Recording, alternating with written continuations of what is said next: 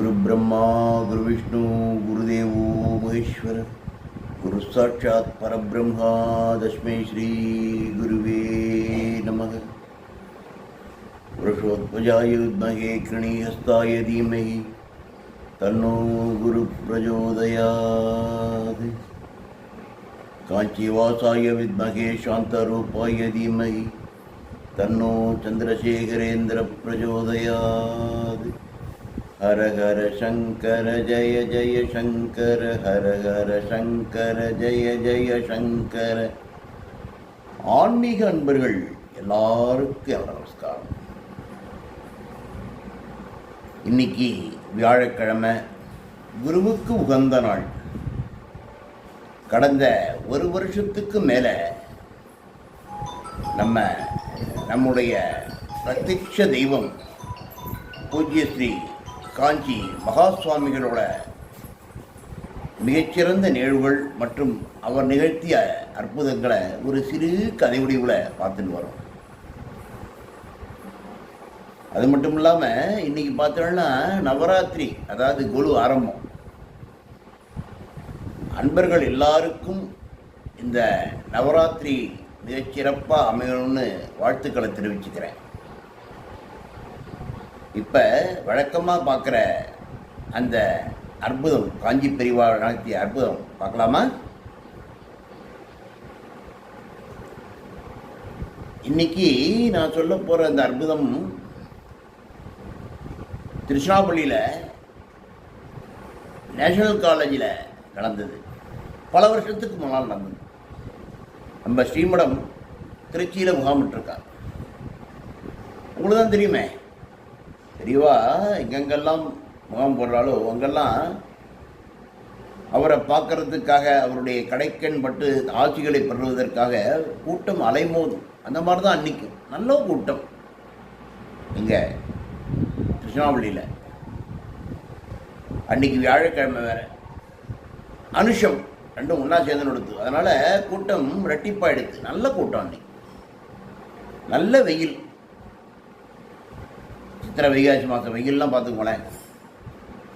வெயில் சுளீர் தலைக்கு மேலே, நல்ல கூட்டம். மெதுவாக நகர்ந்துருந்த தரிசனம் பண்ணியிருந்த அந்த கூட்டம் கொஞ்சம் கொஞ்சமாக நகர்ந்துட்டே இருக்குது. 10 மணியாச்சு, 11 மணியாச்சு. திடீர்னு மனத்தில் பெரியவாழ்கிட்ட கைங்கரியம் பண்ணுறவா அந்த கூட்டத்தை நிறுத்திட்டார். ஒரு அரை மணிக்கூர் 3/4 மணிக்கூர் ஆகும். உள்ள முக்கியமான ஒரு விவாதம் நடந்துட்டுருக்கு. அது முடிஞ்சுதான் பெரியவா திருப்பி தரிசனம் கொடுக்குறானேப்பா அப்படின்னு. அப்போ கூட்டத்தில் ஒரு 95-100 வயசு இருக்கும் ஒரு பாட்டி, முட்டாக்கு போட்டு பிராமணம். இந்த பாட்டி கையில் ஒரு கம்பை பிடிச்சிட்டு ஊனி நிற்கவும் முடியல அவரால். பாட்டினாள் உட்கார்ந்துக்கிறதுக்கும் இடம் கிடையாது, அவ்வளோ கூட்டம் இருக்கிறது. சங்கரா உன்னை பார்த்துருவானடானா, சங்கரா உன்னை பார்த்துருவானா, பார்க்காம அப்படியே என்ன போயிடுவானே, அப்படியே கொண்டு போயிடுவானே என்ன இறைவன், கடவுள் அப்படியே கொண்டு விட போகிறான்டா. சங்கரா உன்னை பார்க்கணுன்னு தான்டா இருந்தேன், காஞ்சிபுரத்துக்கு என்னால் வர முடியல அப்படின்னு நான் நினச்சிட்டே இருந்தேன். என்னோட பக்திக்கு இறங்கி நீயே இங்கே என்னை பார்க்க வந்துட்ட, ஆனால் இவாள்லாம் பாரு உன்னை பார்க்க விடாமல் தடுக்கிறா என்ன, நான் உன்னை பார்ப்பேனடா சங்கரா, நான் உன்னை பார்த்துருவேன்டா சங்கரா அப்படின்னு சொல்லி புலம்புறா. வாய் விட்டு புலம்ப ஆரம்பிச்சுட்டா. கண்ட தாரையாக தண்ணி வரும், புலம்புறான். அந்த சமயம் வெளியிலேருந்து ஒருத்தர் சரக்குன்னு உள்ளே போகிறார் இந்த பாட்டியை கடந்து. போகிறச்சே இவர் இந்த மாதிரி சொன்னோம், டக்குன்னு திரும்பி பார்க்குறா. அந்த பாட்டி தான் இந்த மாதிரி சொல்லின்னு இருக்கு. அந்த வேகமாக போனார் இல்லையா, அவர் வேறு யாரும் கிடையாது, நம்ம பெரியவாளோட பூர்வாசிரம தம்பி சாம்பமூர்த்தி சாஸ்திரிகள். பார்த்துட்டு இருங்க பாட்டி கவலைப்படாதீங்க அப்படின்னு சொல்லிட்டு உள்ளே போகிறார். உள்ளே போய் பெரியவாள்கிட்ட சொல்கிறேன், இந்த மாதிரி 95-100 வயசு இருக்கும் ஒரு பாட்டி உன்னை பார்க்கணுன்னு புலம்பின்னு இருக்கா, உங்களை பார்க்கணுன்னு பெரியவா அப்படிங்கிறேன். ஏன்னா அப்பா பெரியவான்னு தான் கூப்பிட்டோம். ஏன்னா பூர்வாசிரமம் சன்னியாசம் பெற்று விடுத்தேன்னா சன்னியாசம் வாங்கினுக்கிற அப்பா அம்மா அண்ணா தம்பிகள் அத்தை மாமா உறவெல்லாம் கிடையாது.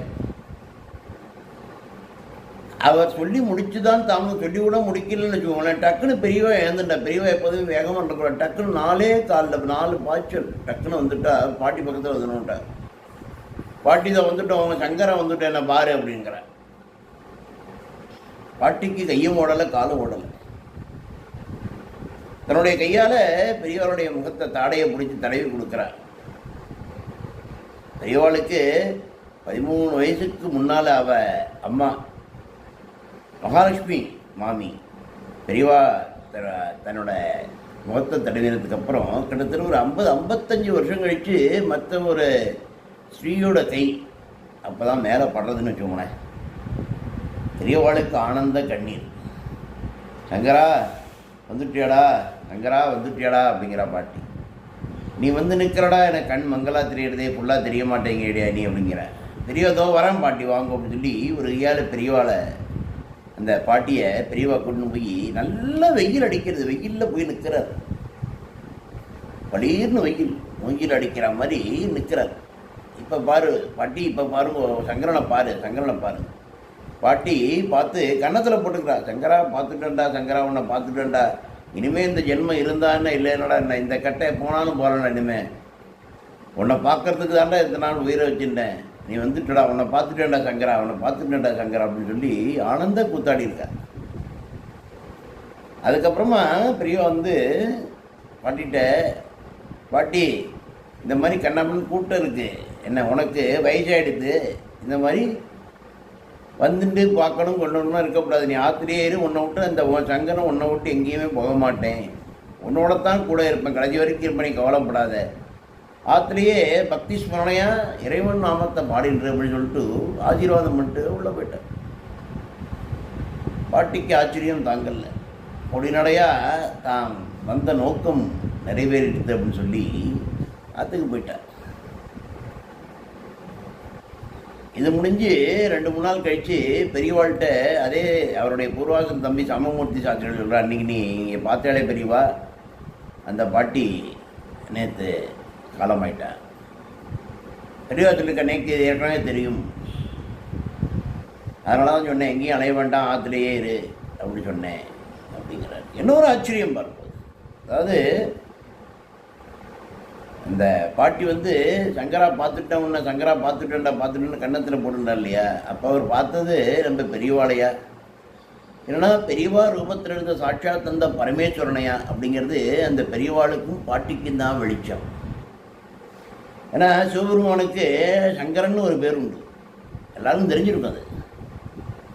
அதனால தான் சொல்கிறேன், பெரியவா சாட்சாத் பரமேஸ்வரன் தான் பெரியவா தான் பரமேஸ்வரன். பெரியவாள்கிட்ட நம்மளை ஒப்படைச்சுடணும், அவ்வளோதான். அவரை பார்த்துப்பாரெல்லாம். இன்னைக்கு வரைக்கும் பல அற்புதங்கள் பெரியவா எழுத்தின்னு வர. பெரியவாளை நான் மனசில் குலதெய்வத்துக்கு ஈடு இணையா பெரியவாளையும் நம்ம மனசில் வச்சுட்டாலே போதும்.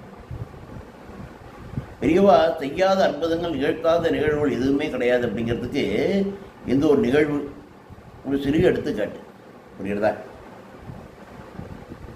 மற்றும் ஒரு முறை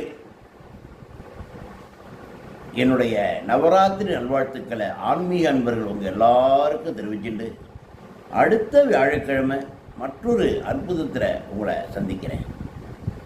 எல்லாருக்கும் நமஸ்காரம். ஹரஹர சங்கர் ஜெய ஜெய சங்கர், ஹரஹர சங்கர் ஜெய ஜெய சங்கர்.